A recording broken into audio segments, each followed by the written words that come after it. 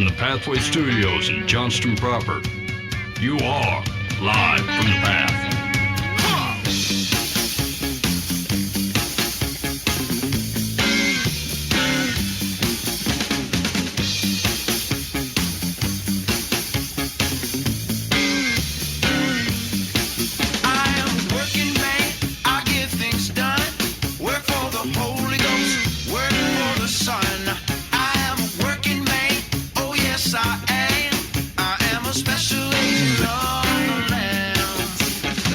And you're listening to Live from the Path. We're coming to you from the Pathway Studios here in Johnston proper. It's good to have you back, Ben. Yeah.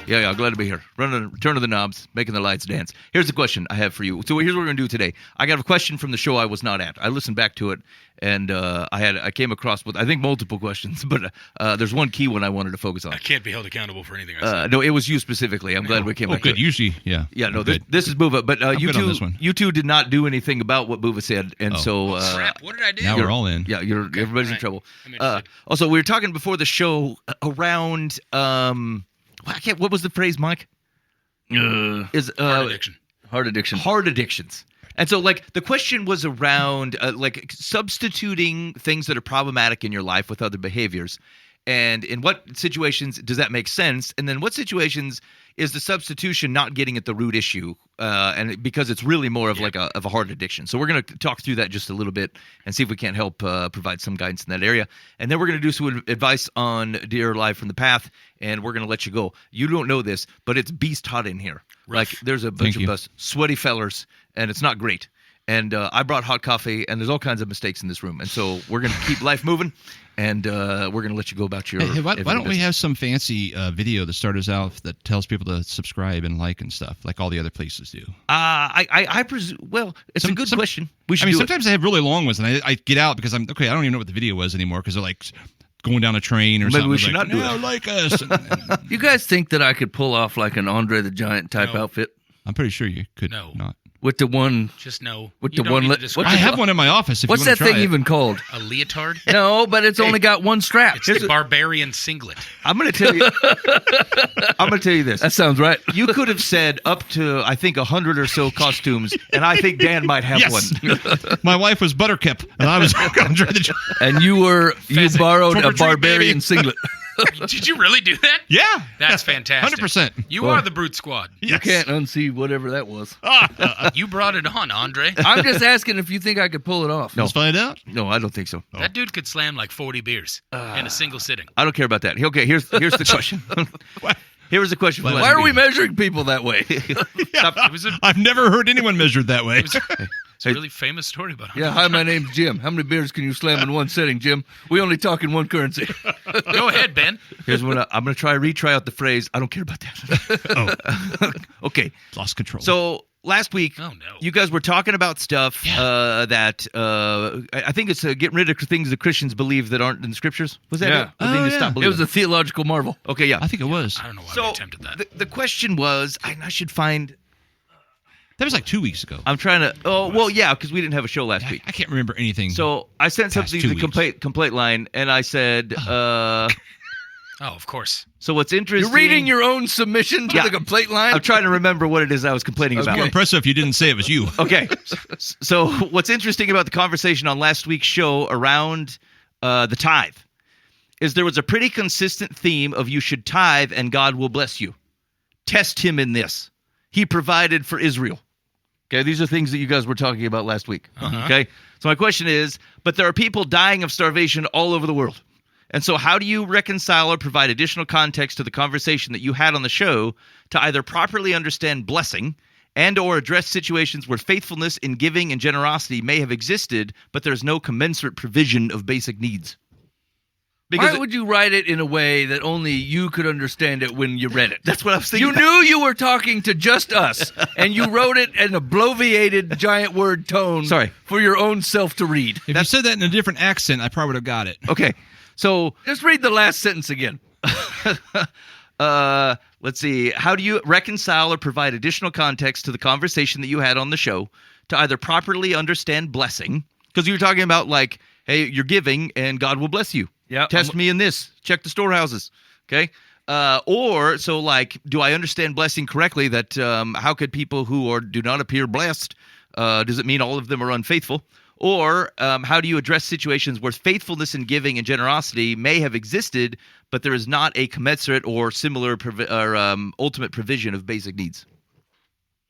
Yeah. Because it didn't come up. All it sounded was like, you tithe, God blesses. Test me in this. We did were it for saying Israel. that? You guys did. We were agreeing with all that? Yes. Brother Buva? I stand by my words. Test me in this. Whatever they were. I mean, Are you disagreeing that that's what was said? No, I'm not disagreeing with that was said. I'm asking, how do I understand that? Like, are we saying that like all people who are in impoverished states must be unfaithful in their If generosity? they just tithed, they'd be better don't- off.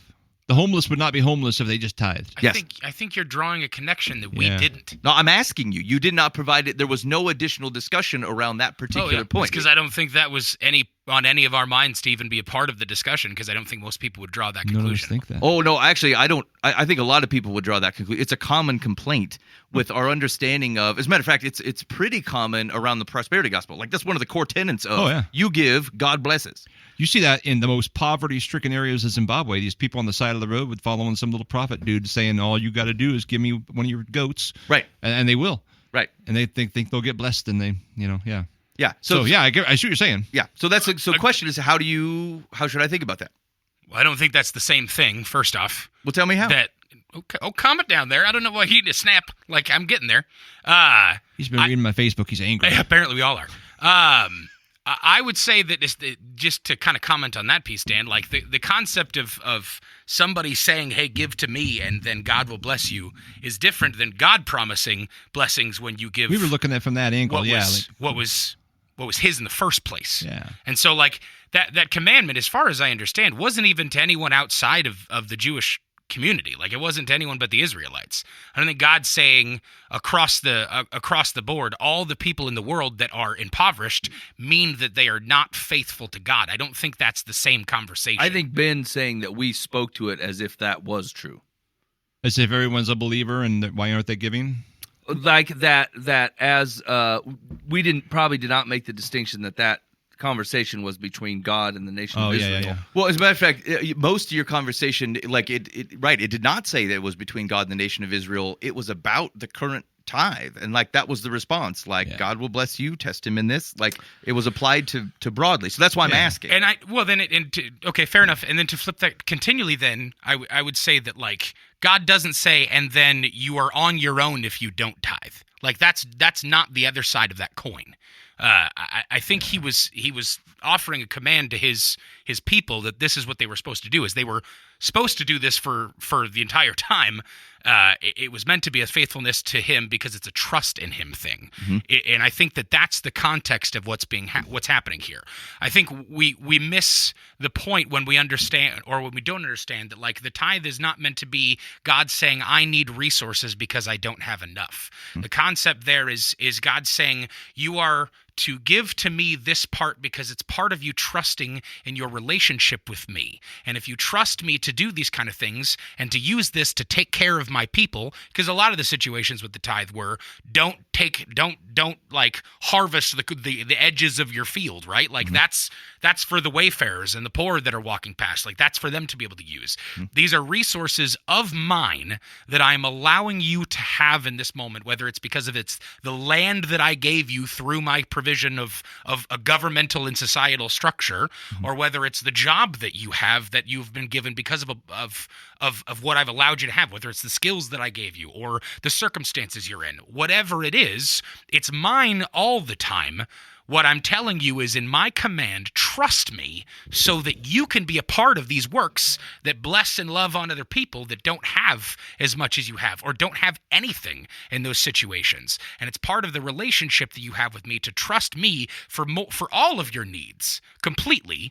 And then you can see that I will bless you in these kind of things. And I think that we've talked a couple times in this conversation of blessing. Actually, probably within the last month and a half, we've had a couple conversations on this concept of blessing. And I think, Ben, you said, and Mike, you and I talked about the concept that like blessing seems to be like most of the time in land or like just his provision of being your God and like you being able to be called his child or his person, his community or his land, offspring, and presence. Those are the yes. clear blessings right, in yes. Scripture. Yeah. And so I think fair if we were talking from a perspective that made it seem like if you tithe, then you will get more money in your coffers, or if you tithe, then you will never be scared of poverty, or if you tithe, then you will be blessed because you have nicer cars or nicer houses, or you have more things to send your kids to because you got 20 kids all in extracurriculars, whatever. I think that's a complete misunderstanding of that. And if we did not speak to that, that's totally fair as a call out.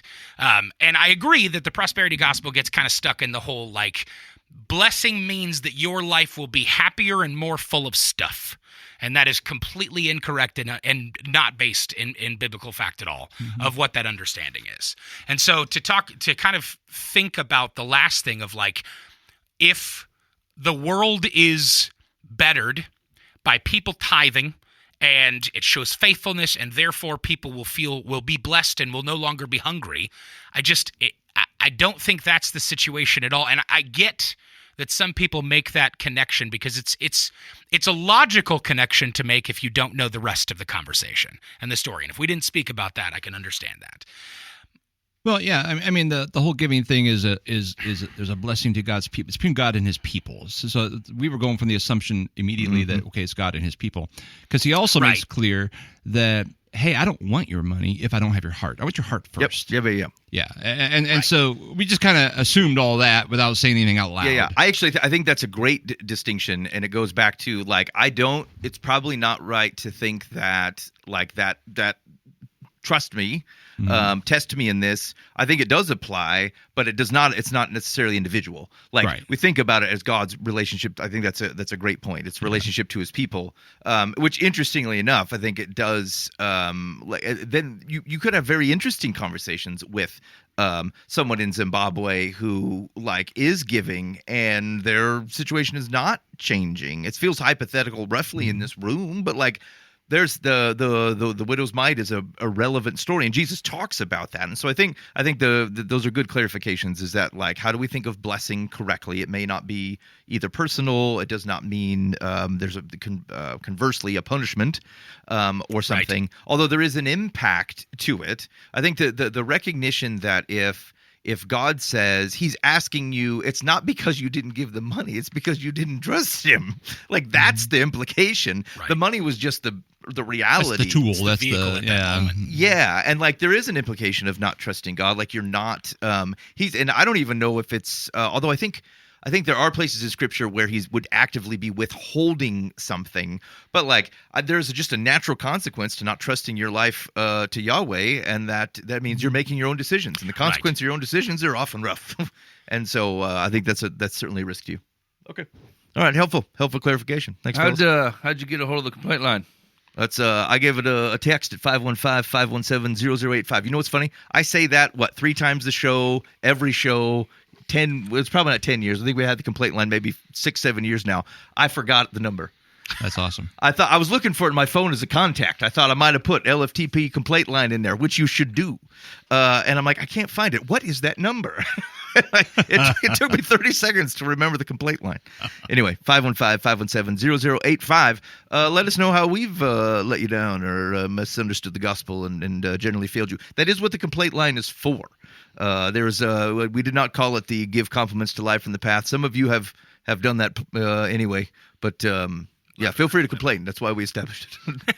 Call or text. Yeah, call or text. All right. So we were talking about Mike. Set up the conversation we were having earlier. Oh yeah, showing off that we got live from the path complaint line. You guys both did it? Yeah, I have it. I thought it was in. I think we have like Google contacts that get connected somehow. Yeah. Because we look at the same live with Beth email. Oh yeah. I have that contact in there, so I figured you did too, but apparently not. No, apparently not. Okay, Mike. What was the context? So we were tongue wagging on addictions or habits, disciplines. I don't know. All of them. All of the above. Yeah, there's a lot of words come in a big old bucket. Things that you do over and over again. We'll put it that way. Some of them for good and righteous glory to God, and some to assuage your status in society, and for your own personal reasons that you just cannot tell yourself no to things. So we were talking about the difference between like substituting in new addictions for old addictions that are quotes bad or bad for your health, bad for your mental health, overall, money waste. And you say, look, I got to stop these things. But when you turn around and replace them, is it okay to replace them with good addictions, or we'll say good habits that you determine to be good? Or is the whole thing a big old slavery chain? You're basically chaining yourself to something either way, and the thing that God is offering is freedom. And so we were just talking through the distinctions of that. Like a practical example would be, like when I used to smoke. I say that like I've been quit smoking for years. It's not in the years category, friends. So we could quit smoking, right? And then I think, well, I'm so used to having like this thing for 5 minutes out of every couple hours or whatever. So I got to find something to do with my hands. I got to find something to do, and so like I start chewing gum or something. I chew a lot of gum. Or the reason it came up is they make these pouches out of coffee that are like tobacco pouches, but there's no tobacco in it. There's no nicotine in them at all. It's just coffee in a pouch. It's like a chew pouch. It's a chew Okay. pouch. It just happens to be full of coffee grinds. Yeah, Dan says, is it equivalent to like a cup of coffee? Stick one in there. Yeah, it's 25 milligrams of caffeine. Oh, I don't know what the normal cup of coffee is. I think that's about Okay, half. either way. So the point is like a lot. I was telling the fellas I got super excited because I went to the gas station, and I have a hard time staying out of the buy one get one free box at the gas station. If I think something is buy one get one free, I think I gotta have it. I can't let this go away. You're losing 100% of your money if you don't get it. Yeah, no other store actually does this apply to me. Shoes, socks, cars, tools. I don't go to buy one get one free. You don't sales. get sucked in by BOGOs unless it's a gas station box next to the register. That's right. If it's the gas station box with a handmade sign, I think they are desperate to get rid of this stuff. man.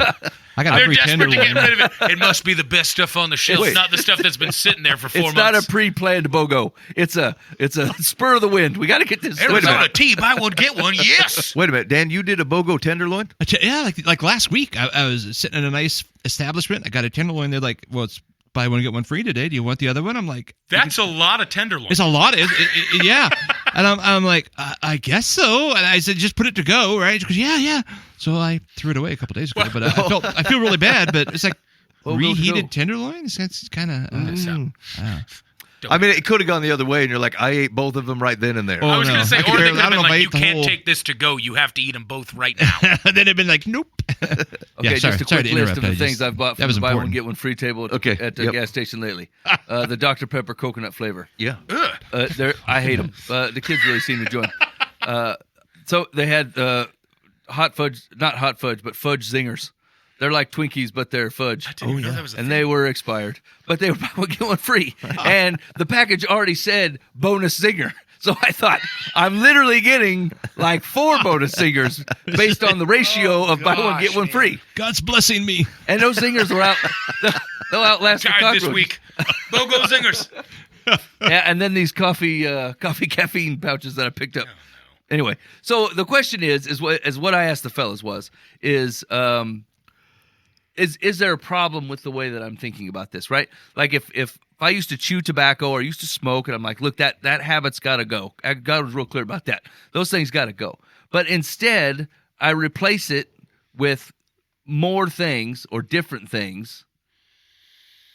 Is there a gain?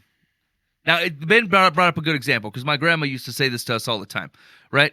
We used to say when I was a little kid, I would say, well, gosh, and as Euphemism. so I wouldn't say God, right? Yeah. Use the Lord's name in vain. And my grandma would always go, you wanted to say God, so gosh is just as bad. And I'm like, no, it is not. That is the reason I substituted it out, right? Like I didn't want to say that. And so I said, she goes, well, it sounds just like it. And I go, it does not sound just like it.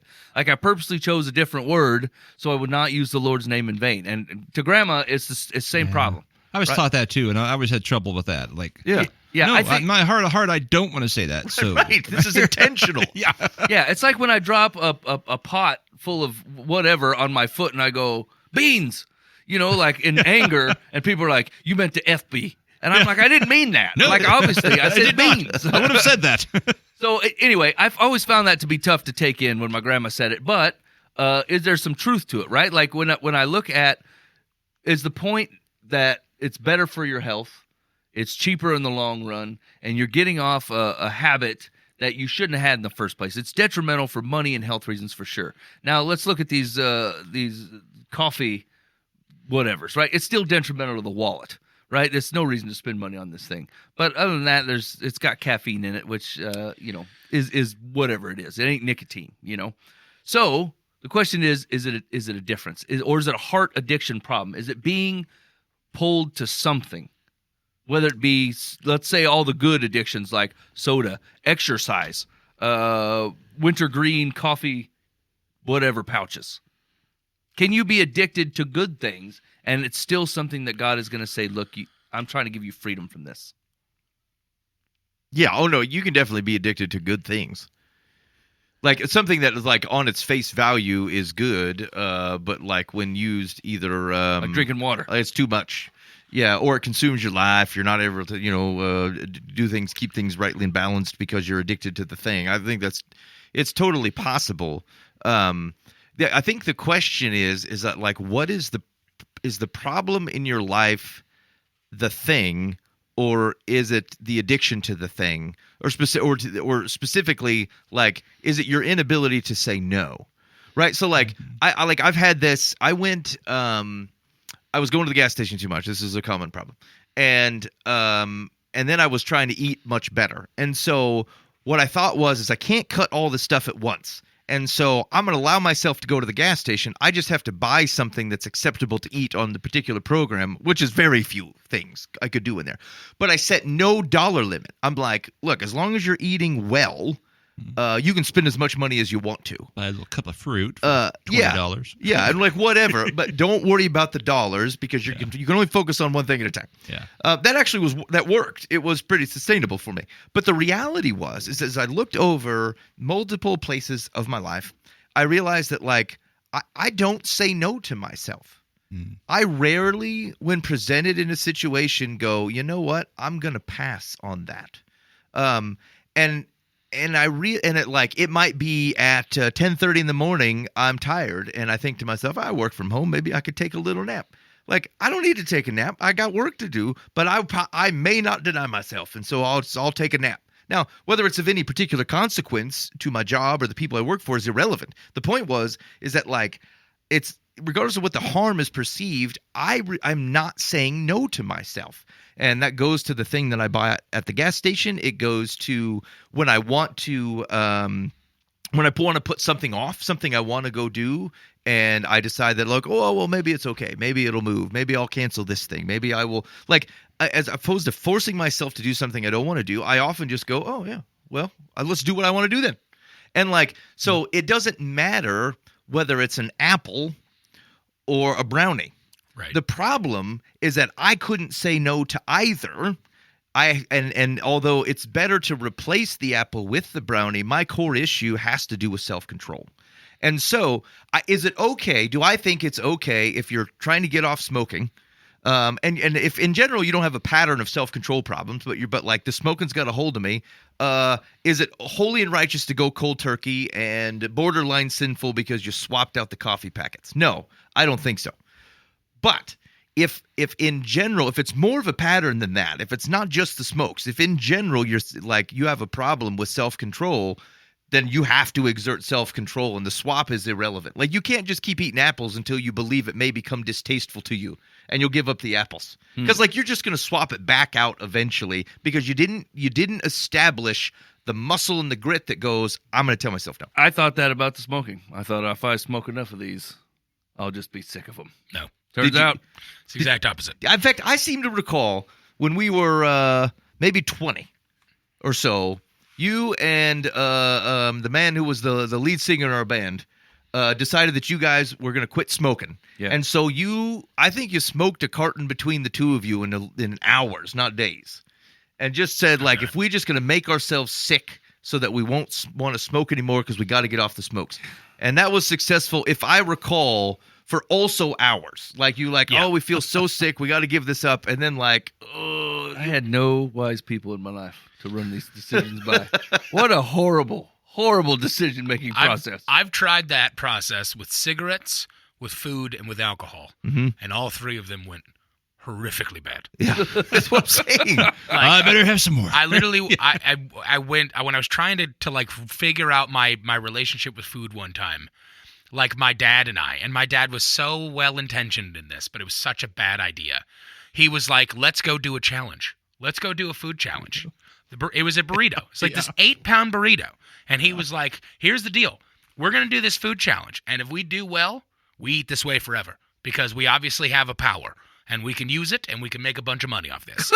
He goes, but if we don't, like if it's nothing impressive or we can't make our way through it, like we're done. And I'm like, yeah, Dad, let's do this. Oh, good. We slammed these burritos, but in such an unimpressive time. Like he did his in like 17 minutes, and it took me like 28, which means that he was sitting there for 11 minutes watching me finish this burrito. And like we both felt sick. It's probably 6-pound burrito if I remember correctly. It was enormous. And we looked at each other. We're like, okay, we can't do this anymore. Within a week, we were like, hey, man, you remember we did that awesome burrito challenge? We should probably do that again. We should slay that burrito again. And unfortunately, my father passed away like 3 months after that. So he didn't have to like hold on to that. I'm still kicking. It's been 15 years and I've done like 60 food challenges. Just stupid. And then my add some parents sour made me cream. smoke a pack of cigarettes all in one go. And I loved every minute of it. I was like, this is friggin' great. I think I was maybe 13 sitting out back of our duplex smoking a pack of Cowboy Killers with my mom yelling at me the whole time. And I'm just like, this is what real men do. Like, friggin' ridiculous. I wish that woman would be quiet, though. Right. I'm just Like, trying to is this smoke. what marriage is? I was like getting off the school bus, lighting up a red, and she only found out because she pulled up behind the bus one time off work early, and she looks at me, and I went crap and flicked the cigarette into somebody's yard, and then she told me to pick it up and show her, and I showed it to her, and she goes, fine. Walk home the rest of the way. Now, when I tell you this was maybe 7 houses down, and the fury that I felt at the fact that my mother was not going to let me get in the car to be driven back to the house was worse than the shame that I felt for being a child smoking cigarettes in front of my mother. Okay, so Ben, I agree with everything you said. Did she go to the gas station and buy a brand new pack of smokes? Or did she have one? No, she had me smoke the whole pack that I had. I had like 4 packs in my house. Oh, yeah, okay. Yeah, I don't know. You were rolling high. I really was. I don't know. It was probably cigarettes were like $3.85 a pack still because it was still like 2006. But I think that you're absolutely right. I think I really appreciate the way that you're talking about the perspective of the self-control because that's such a big thing for me is a horrible relationship with self-control, right? And I think that not to say that this is the only way, but this is a different flip of it in my eyes. Is when I look at this stuff, I recognize that through my addictions, it's a freaking spotlight for me. It's a spotlight for me on where I don't trust God. Because when I look at that stuff, I think to myself, there's 2 reasons I run to something. I run to something because I'm in a high stress emotion situation, or I run to something because like it's yelling at me in my body. Like my chemistry is wanting that thing, whether it's food, whether it's alcohol, whether it's cigarettes, whether it's whatever it's been, right? A lot of the other addictions that people deal with. And like, any time that I've taken a step back and looked at those things and go, what happens when I just bathe this in Jesus? Like I just go high stress, high scary emotion situations, whether it's friggin' trauma brain crap or whether it's just I'm stressed about work or whatever it is. Like, what if I were to run to God with these emotions and trust him to do something with them? I feel like I would much less like to run to something that I currently do. Because that's exactly what happens to me is I go, I'm really stressed about something, or I'm angry about something, or I'm sad, or I'm whatever, or I'm having self-doubt, or I'm having identity issues, or all these different things. And they play out in this self-demolition that turns into this spiral that gets fed into addiction and then just goes horribly wrong. Or it's situations in which I've trained my body to need these things, whether it's chemical stuff like cigarettes that literally that's what they do, or whether it's food to where there's an emotional response for me because like food we need, but my body's taken food and turned it into comfort, not sustenance. And so I go, man, I'm having a really crappy day. You know what sounds good? A friggin' Baconator. And it's going to taste great, and I'm going to be super happy in the moment. And if I spotlight that and go, what about this is showing me that this is something I don't trust God to be able to handle? What is this showing me that I don't even try to run to God with this emotion? I don't try to let God be the one that fulfills this hole in my being or my heart or my mind or whatever it is. And that's where it hits me, because those substitutions for me are super dangerous. Because what I'm doing is, it's not necessarily just a, man, I have troubles telling myself no thing, because that's totally true for a lot of people and is also true for me. But mine is much deeper, where I go, it's not just I'm not willing to tell myself no, it's I'm terrified to go without the thing. And then if I take that, and instead of turning it over to God and going, God, you are the one who created me and knows me and loves me. You call me better than this. You call me saved and free of this kind of crap that exists in my life. But I'm not willing to trust you with this. So I'm just going to substitute it for something else. That's the danger I run into. It's not so much that it's just like, well, I'm substituting this because it's a better choice, whether it's cheaper, whether it's healthier, whether it's whatever. It's the fact that what I'm not doing is giving it to God and going, this is a space and a part of me that I don't trust you with, and I need you to do that for me. I need you to show up. I need you to cover this, and I need you to break my heart so I see this in your eyes, not mine. I think we're creatures of habit, right? I mean, I have throughout the years intentionally told myself no in the areas of food in certain things. Yeah. I mean, I've had extended partial fasts, Yep. right?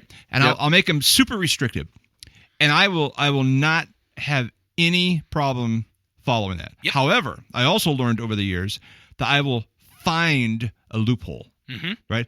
So I'll be like, okay, whatever, it doesn't matter. No meat, no sweets, no drinks, but water, blah, blah, blah. Then all of a sudden I'm eating onion rings every day. Yeah. Because it fits. Because it's on the list. Because I can do it. Yep. Right. So then I'll You're have in to the club, evaluate right? and say, now I'm killing myself because I'm not saying no, right? It's like, well, I've said no to all this stuff, so I must be a Yes. godly guy. I must be really super spiritual, right? But yet I'm not disciplined enough. So then I'll have to alter it. That's been like taking me years to Yeah. do that, though. So I'll go 2 months in and go, okay, guess what? Now we're out fried foods, Yep.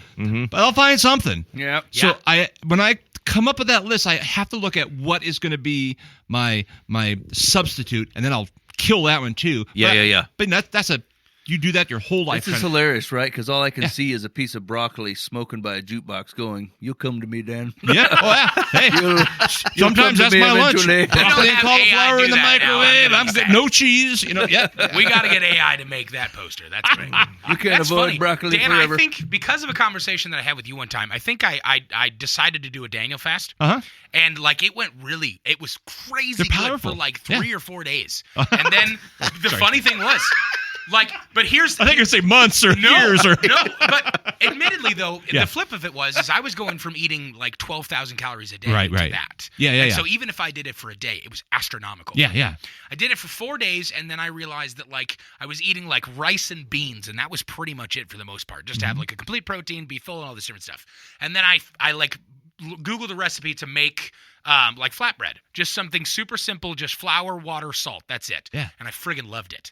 And so I kid you not, that day, my stand mixer was running for like an hour and a half as I'm making giant batches of this flatbread. And like I had a stack like I was a cartoon, and Yeah. it was a stack of pancakes. It was ridiculous. And it fit in the fast, so you're It like, was- yeah, I'm yes, good. I was like, yeah. I'm still good. I'm still like I Just I like love the Lord. just like Daniel would do. I Look how spiritual Oh, I God. am. And it was crazy to me because I didn't realize what I was doing at the time. I felt super holy. I was Yeah. like, yes, I've given up food, and I'm like, this has been my big thing between God and I. And like I'm praying to him and asking him to like bless the meal so that I don't feel sick to my stomach and I don't want to eat crap. And then I'm like, but flatbread's fine. And then I'm like, but 38 slices of flatbread is just fine. Like, I had a roommate that was like, what are you doing? I was like, I guess I make bread now is what I do all day. And like I had a stack. I'm worshiping the Oh, Lord. right. I was like, I can't talk to you about it because then it's too much Blovia, or it's too much putting myself out there. Don't worry about it. I'm just making flatbreads. It's freaking ridiculous, man. It occurred to me that I'd be willing to maybe embrace like a monk type lifestyle for a short amount of time. Because think of how often I practice not exerting control. Right. Yeah. Like time after time after time, a swap is me going, no, I don't really have to. Like, and the terms of suffer mean I don't have to go without for what. an hour, 3 hours. Like, hey, maybe I should just drink coffee at home. I could make it at home. I could bring it with me. I don't really need to buy it while I'm out and about. And like, I'm actually all for living life. There's no reason to like totally go super restrictive. Like, live your life, enjoy the life around you. But like, you have to know where you stopped living life and life started living you. Yeah, right. And I would say, as embarrassingly, if I look across major parts of my life in existence, I largely do not exert control. I allow things. I take what is an easy path, and it sucks because I'm getting away with it. Like, there's not a worldly consequence to it, but within it's my not heart, drugs, so it's fine. That's right. But within my heart, I know. Yeah. I'm not exerting control over places where I should, and it's because for my last whole 20 years I've practiced not exerting any control. No, you got call me out here if I'm misunderstanding part of Scripture, and I'm perfectly fine being told that. But like, self-control is one of the fruits of the Spirit, right? Okay. Yes. That's what I thought. Okay. Just Yep. I feel like this one hits me hard because, like, exactly like I was saying, like, self-control for me is less about having some supernatural ability to just avoid stuff and more about just being full of God. And, like, the kinds of things that would try and bat at my self-control no longer have power because there's not these monoliths of things that I'm not filling with the presence of God or with the work of the kingdom or with the Spirit within my heart, right? Like, I feel like those kind of things are just like, no, drugs don't have power over me because I've got God. Alcohol doesn't have power over me. I don't have problems with this self-control anymore because I've got God to cover those kind of things that would have led me to those things. And like, again, for me, it just feels like this thing where like the lack of self-control is such a spotlight on like what I trust God with, and it's barely anything. Yeah, or even like I think that's largely true. Like, for example, I think about and Dan, I'd be curious to see what your experience has been in Zimbabwe. But Mike, I think about when we were in Ethiopia. Like, you and I both have issues going to the gas station, picking up random snacks and crap. Like, when we were in Ethiopia, like there was no opportunity to do this thing. Right. And actually, my favorite thing, which is coffee shopping, I could not do because there were not decaf options and the bathroom potential in Ethiopia was not good, so I could not risk ordering coffee. It was a super bummer. But the reality was, I didn't really have any problems. I didn't have problems saying no. I wasn't upset about it. I didn't miss all the randomness of going to the gas station. Like, idle hands and available resources cause me to make poor decisions. But in absence of those things, I actually don't miss a lot of these things at all. And so I think, to your point, like, there is it gets nebulous for me, like where I don't feel some sort of like I don't know, spiritual overcoming to like sustain myself through a thing. But I do know tangibly, Scripture tells me that like idle hands are going to cause you trouble. Yeah. The places where I probably could give away some of my income, so I didn't have it at my disposal to go do foolish things with it. Here's the thing: is like a lot of that, like you can attribute to worship, right? Like, this is what worship looks like. You're like, God, I'll take this and I'm going to give it to you, whatever it is. Mm-hmm. Either you take it away, you let me have it. I don't care, right? Like, whatever. I'm going to worship with the way that I live these things, right? Yeah. And the choices that I make. And like, it was just funny. Like, you never do an inventory like this. And now that you do it, you realize that you are a cartoon character of a man. Right. I just realized that like if you ask my wife what I love doing, I love driving long distances. Yeah. It's my favorite, right? And I'm like, I don't care. Couple days, 14 hours, whatever. I really like driving. But if my wife, before we left the house, said, oh, don't worry, I packed a bunch of drinks and stuff, I would no longer want to go. Yeah. Like, I would be like, all a trip for you is destinations in between gas stations.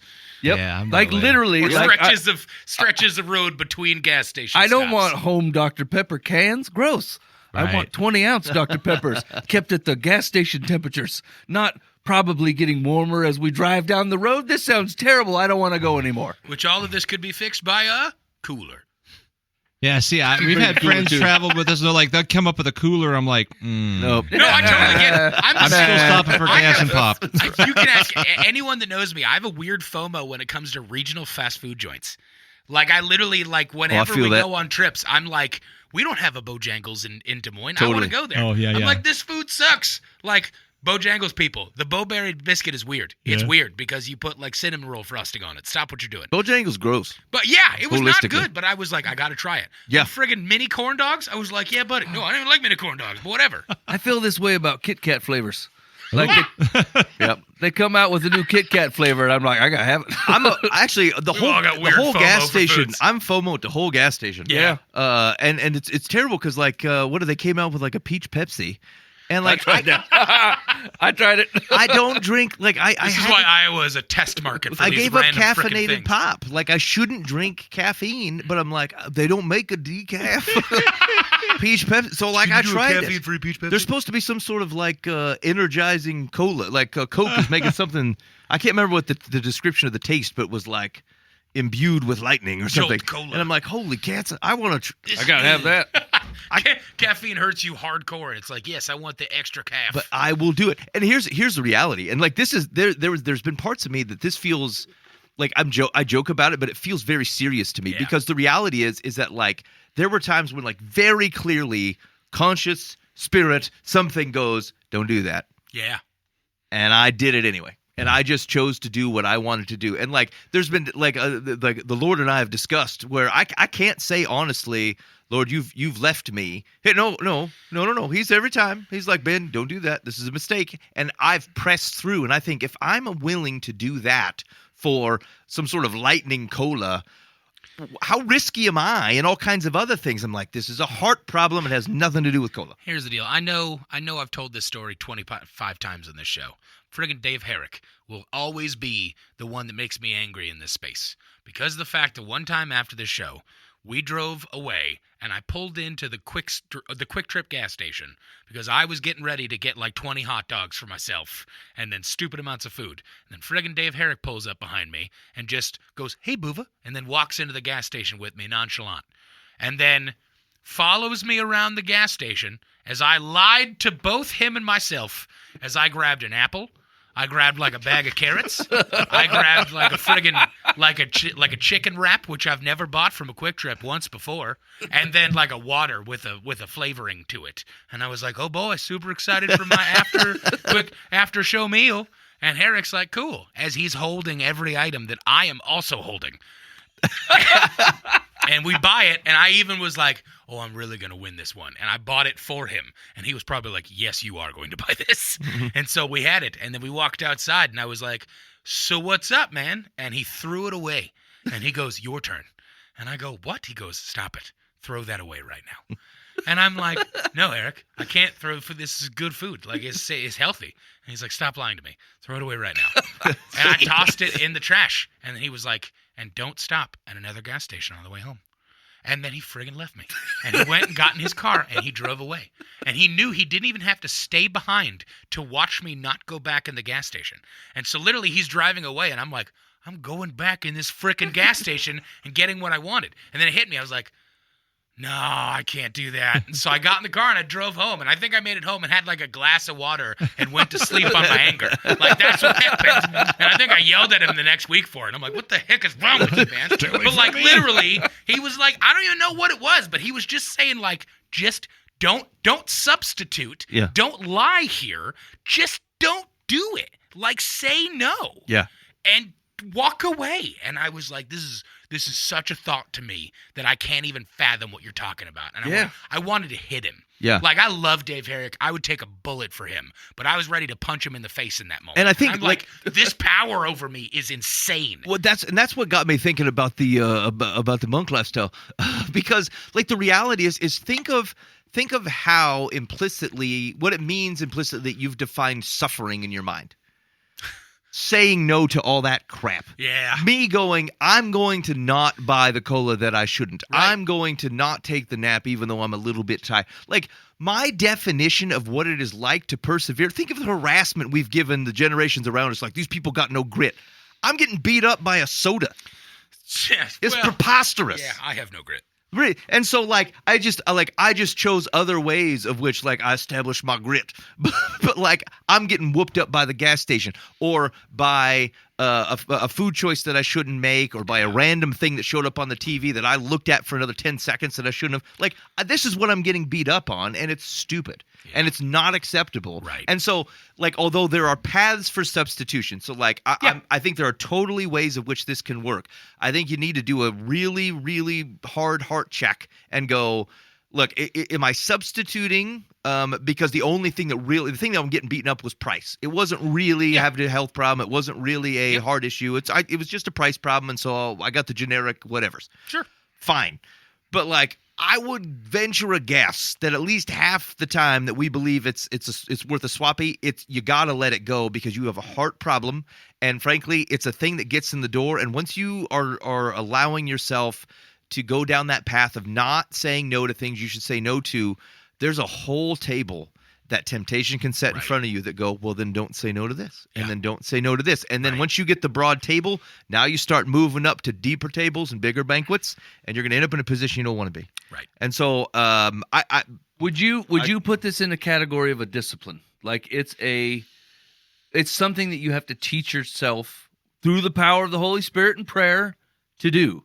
Like you basically need to subject yourself to it to learn how to do it. You're innately Like not how to good at say this. no? Yeah, like Yeah. yeah. Oh, yeah. Yeah. Absolutely. That's what. So what I'm trying to figure out is like if someone goes, yeah, I have this problem. I probably got 50 things on the list you're talking about, and mine are unique and whatever. Yep. How do I start figuring out how to let God handle this and how to discipline a no into my life? When you talk about like the traditional spiritual disciplines, what comes to mind is the simplicity. That simplicity is saying no. Like I don't need all the extravagance. Mhm. You know, I don't need 49 coffees and flavors, and I don't need this and that and onion rings, and I just need what I need to survive and be good. You know, and content. And that contentment is hard. Yeah. oh, totally. I mean, Agreed.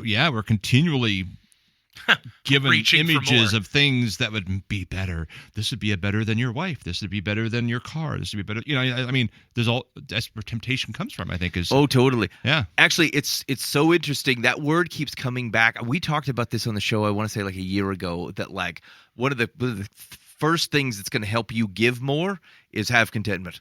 Because then your money's not chasing other things. Like Right. when you're content with your life, you'll have money to give. Yeah. But like but it's the same problem, to Dan's point, with like the things that are tempting you. If you are content with the water I got at home and the soda, I even have soda at home. Like, I mean, I don't, but hypothetically, you might. Yeah. But like, not the peach Pepsi. but you know what I'm saying? Like the things we have to be contented with are ridiculous, and we're still like, oh no, but I have to have it come to the gas station. I have to have the Guinness on tap. I have to, whatever the things are. Right. You know. And so like, so where we are praying for contentment and to delight in contentment, some of these things stop being temptations. I do think you're going to have to actually, the scenario you brought up was interesting to me because generally I was thinking around people who are trying to swap out instead of say no. But what if you're a person that doesn't say no to like 10 things? So like again, now that we're talking to cold turkey, can you realistically cold turkey 10 things? Here's what I'm going to say is you could try, but like it is a practice thing. And so like you're going to get better at saying no when you start saying no to anything. Yeah, I don't know that you need to take on the Ninja Warrior course right out the gate. Why don't you figure out how to do the bicycle right. uphill thing first? Yeah. You know, and then we'll work on the jump Prove and the to tires. yourself that you can make the changes. Like it's such a momentous thing that like when you're able to show off that like yesterday I made stupid choices and today I made 10 less stupid choices. Still made stupid choices, but I made less of them. Or yesterday I was eating this, or I was drinking this, or I was doing this, but I'm doing less of it today. Like you can celebrate small wins in that, and you don't have to go nuts. I had a guy I used to work with that like the way he would quit stuff is he would quit 5 things, and then he would start bringing back in the other 4 things that he didn't really want to quit so that it didn't seem as bad. And I'm like, what? But then every 3 months we would have the same conversation where he's like, I'm back on everything. And I'm like, yeah, you are. Like, I'm not surprised by that. Like, he's I'm like, back on 'em. Right, exactly. Like, I gave up meat, I gave up football, I gave up drinking and cigarettes and this, and all I really wanted to give up was cigarettes. So I'm getting done with that. And then 3 months later, we're out in the smoke shack together. I'm like, what's up, Larry? I see you got the smoke wagon again. What's going on? Now, I mean, like just for clarity, if it's sinful, you need to stop it, like Yes, directly. right. And although you have some grace for yourself, but I mean, Seriously, you Yeah, got don't be slow rolling No, that's your fair. separation from God. That Totally you fair. need to cut that off, right? Yeah. I think the other, like, if we're looking at practical next steps kind of things, like if you're in this situation or you know liken yourself to this at all, one of the things that's helped me immensely over the last couple of years in any moments is like when my heart's not right, but when the human part of my heart is not right on this kind of stuff, but like there's that voice in the back of my head, whether it's spirit or whether it's someone around me that's going like, hey man, this has got to stop. And I can recognize that. The first prayer I usually have is like, Lord, I need you to just bend my heart and my mind and my will to yours. And I want to see with your eyes, and I want to like hear with your senses and stuff. Like my heart's not broken for this. And I still want to continue this, even though I know it's wrong. I need you to break my heart for that. And like those humble moments of like going, I'm not even in a place enough to be able to want holiness. And that's a problem for me. So you need to break down sin in my heart somehow. And like, it doesn't work every time because it's still me being human a lot of the time. But like, God still works through that kind of stuff. And those kind of conversations start with like, I need you to break me so that I can start seeing things through your perspective. I want to see my sin the way you see it. And then following that up with scripture and being around people that can talk to you and speak into your life and know sin in your life and being accountable to them. Like there's the reason that all this community stuff works together to go like, you can't tackle it alone. And God knows that. And he's willing to set up a lot of things for you, whether it's stuff with him personally or whether it's stuff with the people around you, like surrounding yourself with good people. Yeah. There's ways to kick this stuff. You don't have to be in sin forever. Yeah, and I would say obedience is victory, man. And so, like, Agreed. sometimes what your heart wants, if your body says no, even though the thing's on your mind, like, you still won. Like, there's, in fact, even scripturally, like, Paul's talking about beating your body into submission. Like, he recognizes that sometimes, like, stuff's going to be out of place. FOMO's going to show up. You're going to have, and so, like, take small victories. It's if as you're working on your mind and your heart, like, if you can win your body for that moment. It's going to improve. And so, like, don't beat yourself up. It was like, oh, I really wanted it. Even though I said no, I still wanted it in my heart. I'm like, yeah, that's kind of how it goes. But, like, you did say no. And so take the victory and we'll work it through. All right, you're listening to Live from the Path. I don't know, curious, is this helpful? Anything we missed, stuff that you would suggest, general complaints about the show, are all fine. 515-517-0085. That's the Bob Eisenhower Live from the Path complaint line. You can call or text, and we'd love to hear your feedback on this particular bit. And let us know if it's something we can be praying for you on. I think I feel... this has been on my mind for a while now, and I think are talking through it tonight. I've got some clear things that I just like. They have got to go. Yeah. And I do wonder if it would be helpful to me to establish some sort of like very monkish pattern for just like some sort of time to go. Look, you've got to like squeeze the muscle on saying no, and then you can allow. Like I'm the guy. I'm going to allow back in. But like I just don't practice near enough on saying no to things, and it's too broad for me to tackle it like piecemeal. So anyway, that's for me. If that's for you, and we can be praying for you on that, let us know. You should take cold showers. If you can do that, you can do anything. Only a caveman does weird stuff like that. That Gary Goggins guy or what? David Goggins guy? Who's David Goggins? I don't think about other men in showers like that. Who are you thinking about? He's just the cold plunge kind of guy. He's like, you can change everything in your world if you just stop being an idiot and start just doing the thing. Who's gonna row the boats? Have you heard that guy? No, he seems very inspirational. Yeah, you would love him, and he's the worst. Who's gonna row the boats? And here's the deal: just in case anyone ever gets that clip out in the world, he would hate me, and I'm okay with that. Why would he hate you? Oh, he would look at me and go, "You're a fat piece of crap, and you are lazy, and all you are is just a complete pile of your own failure." It's because you take hot showers like a sloth. I do take cold showers. I freaking love cold showers. You have no Leave me grit. alone. You got no grit. You got no grit. Who's gonna row the boats? Okay, here we go. Dear Live from the Path, I have been close to my sister for most of my adult life.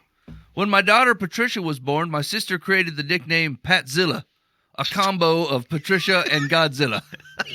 Really? Thank you for that explanation. I was wondering where that came from. Yeah, interesting. I told her I did not like that name, and she stopped saying it. For a while, now she's doing it again, and I'm deeply hurt by this. It's not an association I want my child to have for herself, and it comes across as mean. Since my first expression of not liking this is being ignored, I'm not sure how to proceed. Have the conversation again. Yeah. Like you said, it's been a while. Sometimes people screw up again. And then you got to go, like, hey, man, we kind of talked through this. Like, stop. And they go, you're right. I did stop for a while, and then I started it back up again. I'm sorry. Is the association really that dangerous? No, I don't think so. But Like, if she's gonna grow up with the complex that she's a giant lizard. Like, what is the? I don't understand what the. I'm going to problem destroy is. cities. This was I'm the product of an atom bomb. I eat buildings. right. This was spoken over me as a child. I will fight King Kong. I don't get it. Oh, if only I didn't have these scales and plasma cannon. Oh. Man, Like, I've You been cartoon of a human being. You're right, but still. I've been in a I don't know what it is, a terrible mood lately where I just have no patience for stuff like that. Like just stop it. Just quit. Stop being a stupid. I mean, Yeah. You're being a real Danzilla right now. I know. I'm a terrible human being at And times. that's a combination of Dan and Godzilla, just in case you weren't sure.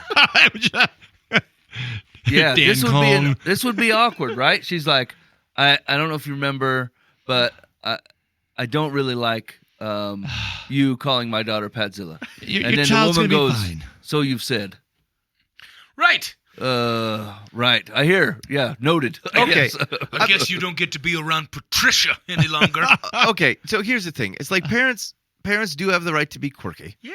They can be quirky if they want to. Yeah. I, out of kindness, like change it to patty cake or something. I don't care. Figure out some other thing to call this poor child. Pat Sajak. I don't care. Is it better if it's Or- closer genetically to your Yeah. species? Hippopotamus. No, Pat man. So like whatever. Here's the thing. As much as I think the parents are ridiculous, I would suggest that is this the most important thing in the world? That you call this kid Patzilla? Like it I mean, can't. I would recommend it. She backs up, but her advice is for her, right? Or wait, what was she asking? This is the mom offended of party. Patzilla. Yeah, the mom. Okay, yes. First advice is to you let this go. You're being ridiculous. That would be my first advice. Yeah. Yeah, but if I'm on the other side, Yeah, of if it, on the other side, just let it go. or do it when she's not Hippopotamus around. is one of the funniest things I've ever heard in my life, and I'm so mad that you came up with that. Oh gosh. Okay. Yeah, she'd find that offensive. Okay. Dan, So, would you be upset if you found out that I call you Danimal the Animal from time to time? I could give a rip. I right, mean, cool beans. you know, Just checking. life is there's so many real issues out there to get so caught up on some silly little surface thing. Yeah. And I get it, like I say, mom, you know, moms can be extra sensitive. I understand. But man, toughen up. I mean, Admittedly, as someone of the larger variety, you can be called way worse than Patzilla. and she will be at school. That's what I was going to say. Her people at school are going to call her everything you can imagine. Yeah, And Patzilla is an awesome nickname, Yeah. actually. Like, when it comes to what you could be called, I'd put that on my jerseys. yes. Like, that's awesome. Yeah, call me Patzilla, baby. Let's do this. yeah. She's not Patzilla. think twice before you call me that My other daughter name. is beautiful and not reptilian. She is only 4.5 feet tall, not the 27 stories like you're saying. I don't know if you've noticed that she is not actually a prehistoric lizard, but she's not. She says more than. And she's sure she has bad breath. Here's the deal. Start not calling fire. your sister Mothra. That's what you do. You go, oh, if she's Patzilla, then you're Mothra. She's very kind to Asian people. I think you have this wrong. Oh no. Hey, you had 5 seconds to dump it No, I and thought not say that joke, and you did it anyway. You didn't held tell it. yourself no. And you waited till the crowd came down. You're like, I'm going to tell this Chinese joke. Batter up. Lunge. I feel good about it. Patzilla. Patzilla. Okay, here we go. Secular says, the question was, since my first expression of not liking this is being ignored, I'm not sure how to proceed. Secular says, your sister has a peculiar sense of humor. There are sweet nicknames, and Patzilla is not one of them. In fact, it's rather mean and sinister. Sinister. Wow. What? Of the nature of sin. Sinister. It's quite nefarious and mischievous of her to call her that. How to proceed would be to not expose your child to anyone who ridicules her or calls her a name you don't want her to have. Oh, cut her off. Enjoyed Bubble Boy. Yeah. Aunt Susan's out. She called you Patzilla one too many times, and I had to lay the law down. Jimmy called me fat again at school, Mom. Well, guess we're moving school districts again. Nobody makes fun of hippopotamus. You're my little hippopotamus. Oh, wow. All right. Here's the problem with freedom, friends. Like it gives you freedom. It gives It's you a terrifying way to start a sentence. this is our society has produced this because it gives you the freedom to screw your kid up in whatever way that you see fit. And I love you. I think your heart is in the right place, but you are missing completely the forest for the trees. Your goal is to raise a kid so they can figure out how to live when they leave your presence. Exactly. To be resilient. And all you're doing is creating walls around a child so once they leave or maybe never leave your place, they get run over by a Mack truck instead of slowly learning how to do it over a lifetime. Right. There's a difference between like exposing your kid to fire over and over again so they get some nice calluses and thick skin, and then just allowing them to be in the world and recognize that not everybody's going to be super nice all the time. Yeah. And so that the first time that they get made fun of or talked to sternly isn't when they're 20. Yeah, right. Your kid Yeah. should come home from school and go, "These boys are mean to me." Yeah. Yes. Yes. Okay. Here's Now how you let's deal talk- with that. Yeah. Let's talk They are about, mean. Let's talk about the ways that your identity is not affected by that. Yeah, Let's talk yeah. about the ways that you can react to that stuff constructively or not react at all and just develop thick skin in a good way. Let's move on from that. Yeah. You want to do one more? Yeah, one more. I haven't pre-screened this one. Let's see how we do. Dear Life from the Past. I call my sister Patzilla. My husband has a 36-year-old daughter from a one-night stand. For the last 2 years, she has been wanting to meet his family, aunts and uncles. Mhm. She has met them all except for our own children, her half-siblings. Our children are adults and don't want a relationship with her. She wasn't part of their life when they were growing up, and now she's calling their father Dad. I feel awkward as well, knowing my husband knew about her and wanted nothing to do with her when she was younger. His family has accepted her and is pressuring our children to accept her and let her hang out. Are we wrong for not wanting to act like one big family? Yeah. Yeah, I'm misunderstanding the grounds. Hey, we didn't know her when she was younger, and so that's why we don't want to know her now. Right. I only love people I've known for approximately 40 years. This seems like a cartoon that was painted pretty poorly. Like, in what situation? Like, fine. If you want to be that way, that's fine. It's weird that the other side of the family is like, you guys better accept that person. But it's also just a human being. Like, she hasn't done anything wrong to you. I wonder if there's, like, more stuff going on about the relationship with Dad that, like, makes them worried about a half-sibling that's coming out of nowhere. I mean, the dude. There's First of all, possible considerations here, but yeah, you're right. No, yes, it's- you're ridiculous. this sounds like the guy. Like, it's pretty crappy. Like the dad knew she existed and Yeah. wanted nothing to do with He her. made a mistake for 18 years. But then, 36. like the wife says, "Well, she wasn't part of my children's lives when they were growing up, and now she's calling their father Dad.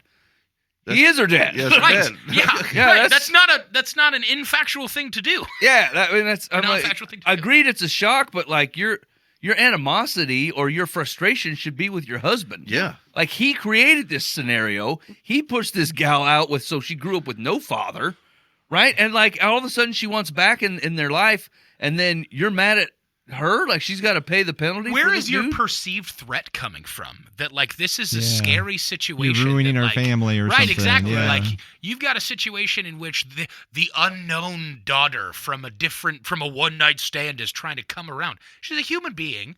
She's an adult, and you're all adults. You're share blood. Right. Like I mean, you're all You're adults. kind of curious, wouldn't you be? I mean, Have a a little bit. conversation. Yeah. If she's a terrible human being and that's why you don't want her around, I can understand that. Right. But if Yeah, it's you don't just the fact Yeah. that it's this looming 36 years ago one night stand that everybody's just super worried about it, that's a weird fragility in your family structure that you're all super scared at this. I mean, distant.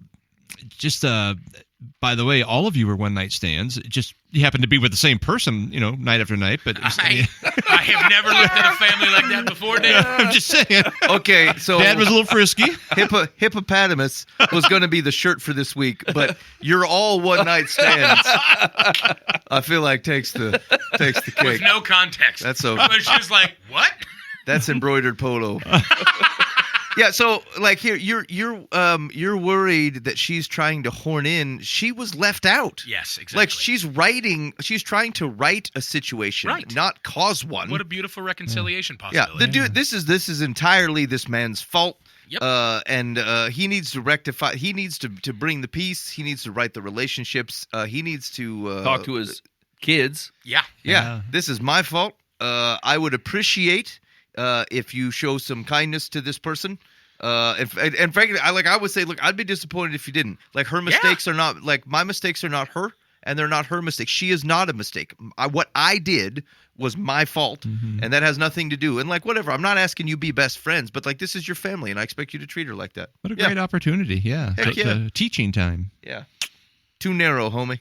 You got it Okay. wrong. Secular says. That's a bumper sticker. The question was, are we wrong for not wanting to act like one big family? Yeah. Yes. Secular says, if there's a victim in this scenario, it is the daughter your husband denied for so long. Nice job, Secular. Although the situation isn't something you are thrilled with, the young woman is part of the family. This isn't the 1950s. The circumstances of her birth are not a reason for her to be ostracized. Secular might be carrying a torch from trouble, but back in the day. true. Just think of the fun spice you could bring to the Thanksgiving potluck dinner. A Yeah. new item that no You one want has half had. a loaf of bread?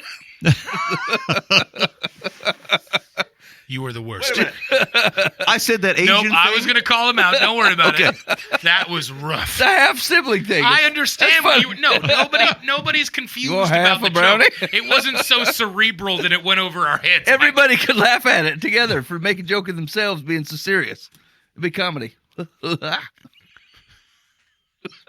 The absolute sign of comedy, you having to make that noise at what you said. This is awful. That has got to be one of the top 10 best responses of Secular, though, of like flat out actually calling out the problem. That does not happen often. It doesn't sound like the advice come from the same person. Like just a second ago, they're like, "You call my kid Patzilla, you cut the rocks. You will not be coming around here." who's hurting your Patricia. Or they'll say, call the police. Yeah, You should go to divorce counseling. It's not a marriage situation. Still, you should probably get divorced. Yeah, and then call the police. Call the police on them. This man divorced me. You better hire yourself a lawyer, bucko. I got half a mind to call the police. That's wrong. dear. All right, you're listening to Live from the Path.